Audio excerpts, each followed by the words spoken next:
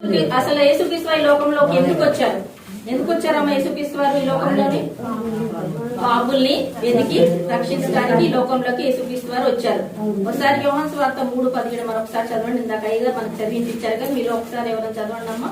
యోహాను సువార్త 3:17 ఇందాక అయ్యగారు కూడా మనకు చదివించారు. మళ్ళీ ఒక వాక్యం చదువుతాం మనం. దేవుడు లోకం 3:17 ఒక్కటే అమ్మ. 17 లోకము తన కుమారుడి ద్వారా రక్షణ పొందుటకే గాని లోకమునకు తీర్పు తీర్చుటకు దేవుడు ఆయనను లోకంలోకి పంపలేదు. ఇక్కడ పాపుల్ని వెతికి రక్షించడానికి పంపించి ఉన్నాడు. ఒకసారి అమ్మ చదవండి. రోమీలు 3:23 చదువుతున్నామా.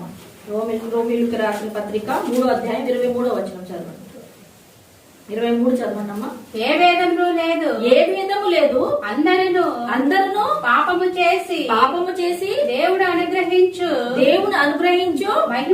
మహిమను పొందలేకపోవచ్చున్నాం. చూడండి అమ్మా, ఇక్కడ ఎంత చక్కటి మాటలు. అంటే మనం అనుకుంటున్న పాపులంటే ఎవరు పాపులు అని అంటే అందరము పాపులు కాబట్టి దేవుడు అనుగ్రహించిన మహిమని పొందలేకపోతామని మనకి ఇక్కడ వాక్యం సెలవిస్తుంది.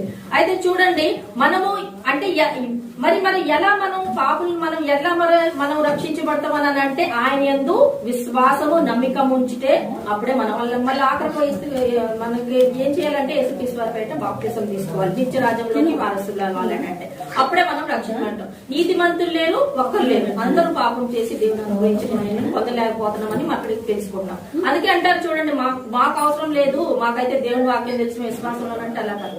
మన ప్రతి ఒక్కరి కొరకి మనం అందరము దేవుడు యేసుక్రీస్తు వారి నామంలోనే మనం జీవించాలి. విశ్వాసంతో ఉంటేనే అప్పుడు నిత్య రాజ్యంలో పరలోకాలకు మన వారసులు అవుతాం.